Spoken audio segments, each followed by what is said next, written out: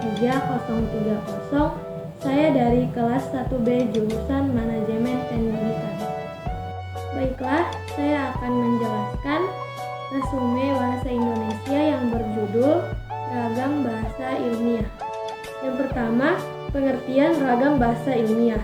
Ragam bahasa ilmiah adalah salah satu ragam bahasa Indonesia yang digunakan dalam pertemuan dan penulisan karya ilmiah, di mana ragam bahasa ilmiah ini diperoleh sesuai dengan sifat keilmuannya dan didasari oleh hasil pengamatan, peninjauan, penelitian dalam bidang tertentu, disusun menurut metode atau pendekatan rasional, pendekatan empiris, dengan sistematika penulisan yang bersantun, bahasa dan isinya dapat dipertanggungjawabkan kebenarannya atau keilmiahannya.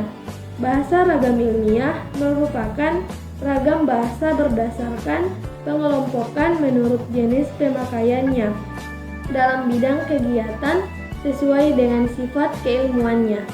Bahasa Indonesia harus memenuhi syarat, diantaranya benar atau sesuai dengan kaidah bahasa Indonesia baku, logis, cermat, dan sistematis. Pada bahasa ragam ilmiah, bentuk, luas, dan ide yang disampaikan melalui bahasa itu sebagai bentuk dalam tidak dapat dipisahkan. Yang kedua, ciri-ciri ragam bahasa ilmiah. Adapun ciri-ciri ragam bahasa ilmiah, yang pertama baku, yang kedua logis, yang ketiga kuantitatif, yang keempat tepat, yang kelima denotatif, dan yang keenam runtun. Yang ketiga, karakteristik ragam bahasa ilmiah. Adapun karakteristik ragam bahasa ilmiah, yang pertama, bahasa Indonesia bersifat cendekia. Artinya, bahasa Indonesia itu mampu digunakan secara tepat untuk mengungkapkan hasil berpikir logis, yakni mampu membentuk pernyataan yang tepat dan seksama.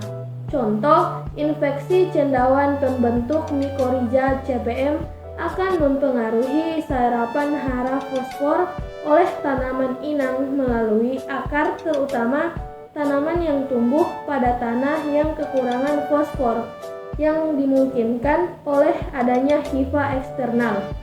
Yang kedua, bahasa Indonesia bersifat lugas.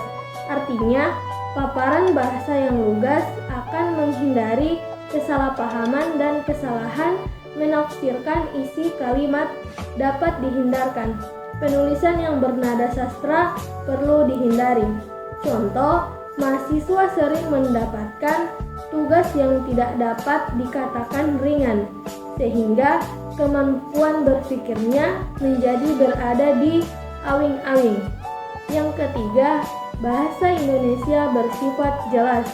Yang keempat, bahasa Indonesia bersifat formal. Artinya, bahasa yang digunakan dalam komunikasi ilmiah bersifat formal. Tingkat keformalan bahasa dalam tulisan ilmiah dapat dilihat pada lapis kosakata, bentukan kata, dan kalimat. Yang kelima, bahasa Indonesia bersifat menghindari kalimat fragmentasi, artinya kalimat yang belum selesai. Yang keenam, ragam bahasa ilmiah bersifat bertolak dari gagasan, artinya penonjolan diadakan pada gagasan atau hal yang diungkapkan dan tidak pada penulisan. Yang ketujuh, ragam bahasa ilmiah bersifat objektif. Artinya, sifat objektif tidak cukup dengan hanya menempatkan gagasan sebagai pangkal tolak, tetapi juga diwujudkan dalam penggunaan kata. Yang kedelapan, bahasa Indonesia ragam ilmiah bersifat ringkas dan padat, direalisasikan dengan tidak adanya unsur-unsur yang hemat.